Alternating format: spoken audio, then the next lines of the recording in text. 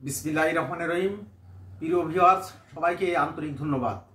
আজকের একটা বিষয় নিয়ে আপনাদের সাথে কথা বলতেই হচ্ছে, না বললে আমার বিবেকের কাছে নিজেকে খুব খারাপ লাগছে। সেটা হলো এই, একটা জাতিকে ধ্বংস করার জন্য একটা দেশ উঠে পড়ে লেগেছে এই জাতিটাকে ধ্বংস করে দিয়ে এই দেশটাকে দখল করে নেবে।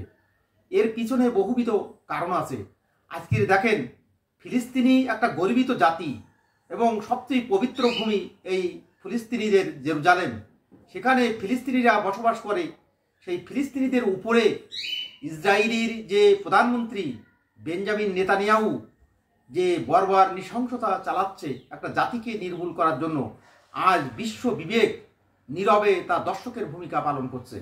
এখানে আমি আগেও অনেক ভিডিও দিয়েছি, কিন্তু আমার বিবেকের কাছে খুব খারাপ লাগছে। ফিলিস্তিনি শিশুদের, নারীদের যেভাবে হত্যা করা হচ্ছে, পুরুষদের যেভাবে হত্যা করা হচ্ছে, সেভাবে আসলে দেখা যায় না। আমি তো ভিডিওগুলো দেখা বন্ধ করে দিয়েছি। আমার বিবেকের কাছে আমার খুব কষ্ট লাগে। কিন্তু আমি একটা জিনিস, একটা কথা আপনাদের সাথে শেয়ার করতে চাই। সেটা হলো এই, ফিলিস্তিনি আজকে আরবের একটা রাষ্ট্র। আরবে টোটাল 22টা রাষ্ট্র নিয়ে একটা আরব লীগ গঠিত হয়েছে। কিন্তু আরব ফিলিস্তিনিদের পাশে যে রাষ্ট্রগুলো আছে, তারা কিভাবে নীরবে এই গণহত্যা সহ্য করছে, এখানে কোনো ভূমিকা তাদের নেই। আমি বিশেষ করে সৌদি আরবের কথা বলতে চাই। সৌদি আরবের যে প্রিন্স, সৌদি আরব বিশ্বের মুসলমানদের একটা কাণ্ডারি এবং বিশ্বে তার একটা ভূমিকা আছে। কিন্তু আজকের এই ফিলিস্তিনি যে গণহত্যা হচ্ছে, সেখানে এই সৌদি প্রিন্সের কোনো ভূমিকা, সৌদি বাদশাহ সালমানের কোনো ভূমিকা নেই। সে নীরব দর্শকের ভূমিকা পালন করছে।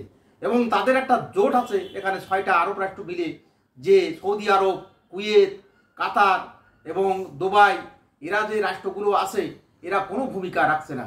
এখানে কারণ হলো এই রাষ্ট্রগুলোতে গণতন্ত্র নেই এবং এরা ক্ষমতায় টিকে রয়েছে জনগণের বাক শক্তি রুদ্র করে দিয়ে। এরা ক্ষমতায় টিকে রয়েছে জোর করে। এরা আমেরিকার তাবেদারিতে এবং ইসরায়েলের তাবেদারিতে এরা ক্ষমতায় টিকে রয়েছে জনগণকে পাশ কাটিয়ে।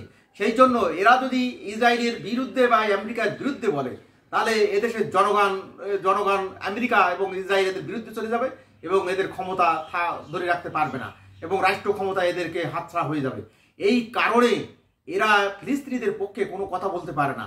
দেখেন, আরবের কোনো রাষ্ট্রের একটা জনগণ সেখানে মিছিল করেছে, মিটিং করেছে, সেখানে প্রতিবাদ করেছে, ইউটিউবে প্রতিবাদ দেশে কোনো নজির আপনি দেখতে পাবেন না। কারণ হলো এই দেশের এই রাষ্ট্র সরকারগুলো তাবেদারি সরকার এবং এরা জালেম সরকার। সৌদি মিশরের সিসি ক্ষমতায় আছে।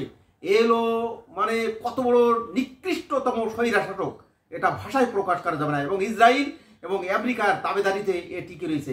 সৌদি আরবের বাচ্চা, সেখানে আমাদের বিশ্ব নবীর জন্ম, সেই দেশের বিরুদ্ধে কথা বলতে আমার বিবেকে খুব বাধা লাগে যে আমার নবীর জন্ম, সেখানে আমি আমার সেই দেশের বিরুদ্ধে কথা বলবো, আসলে কিন্তু হয় না।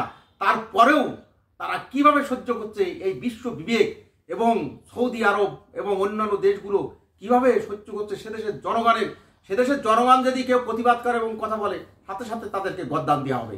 কত নিকৃষ্ট শাসক, তাহলে আপনারা একটু বুঝে রাখেন। এবং এদের পিছনে একমাত্র ইরান। এই ইরানই কথা বলে এবং ইরান এদেরকে সাহায্য করার চেষ্টা করে। কিন্তু ইরানকে যেভাবে আমেরিকা ধরেছে, সেটা ইরানকেও কৌশলী অবলম্বন হতে হবে এবং ইরানকে তো বাঁচতে হবে।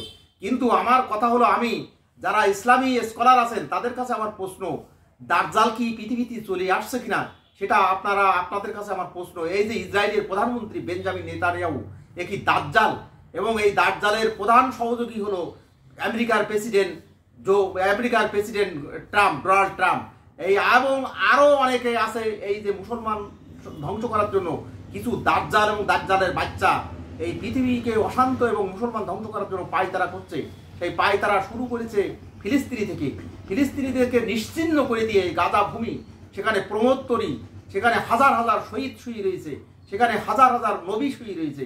তাহলে এখানে ধ্বংস করে দিয়ে এখানে প্রমোদতরী বানাবে এই মার্কিন প্রেসিডেন্ট স্বৈরাশাসক ডোনাল্ড ট্রাম্প এবং ইসরায়েলের স্বৈরাশাসক বেঞ্জামিন নেতানিয়াহু। আপনাদের একটা পরিসংখ্যান দিতে চাই, সেটা হলো পৃথিবীর ভিতরে সবচেয়ে জেলখানায় কয়েদি রয়েছে মার্কিন যুক্তরাষ্ট্রে। তাহলে সেই দেশে সবচেয়ে বেশি অপরাধ প্রবণ বেশি। তারা এখন বিশ্বে মোড়লগিরি করার চেষ্টা করতেছে এবং এই ডোনাল্ড ট্রাম্প 1 নম্বর বিশ্বে দাজ্জালের প্রধান দাজ্জাল এবং এইটি মুসলমান বিদ্বেষী, মুসলমান রাষ্ট্রগুলো বিদ্বেষী। সেই জন্য আমি সকল মুসলিম রাষ্ট্রগুলোকে এক হওয়ার জন্য, এবং বিশেষ করে সৌদি আরব, আজ সৌদি আরবের কারণেই ফিলিস্তিনিদের গণহত্যা করা হচ্ছে। এ কথা আমি হাজারবার বলবো, যতবার জিজ্ঞাসা করবেন ততবার বলবো। আজ ফিলিস্তিনি, আজ যদি সৌদি আরব পরাশক্তি হতে পারত ইসরায়েল এবং আমেরিকার তাবেদারি করার জন্য, আজ তারা পরাশক্তি হতে পারেনি। পরাশক্তি হলে ইসরায়েল কোনো দিন ফিলিস্তিনিদের উপরে এইভাবে হামলা এবং এইভাবে গণহত্যা চালাতে পারত না। সৌদি আরবের কারণেই আজকের এই ফিলিস্তিনিদের গণহত্যা হচ্ছে। এর দায় সৌদি আরব কোনো দিন এড়াতে পারবে না। তাই আমি মুসলিম বিশ্বের কাছে আকুল আবেদন এবং উদাত্ত আহ্বান জানাবো, আপনারা এখন এবং আপনারা বাঁচার চেষ্টা করেন। প্রত্যেকটা রাষ্ট্র, মুসলিম রাষ্ট্র চাপের ভিতরে আছে। সেই জন্য প্রত্যেকটা মুসলিম রাষ্ট্রকে সামরিক শক্তিতে বলিয়ান হতে হবে এবং কৌশলী হতে হবে, এবং দেখতে হবে আমার পাশের রাষ্ট্রটা আমার সাথে কেমন আচরণ করছে।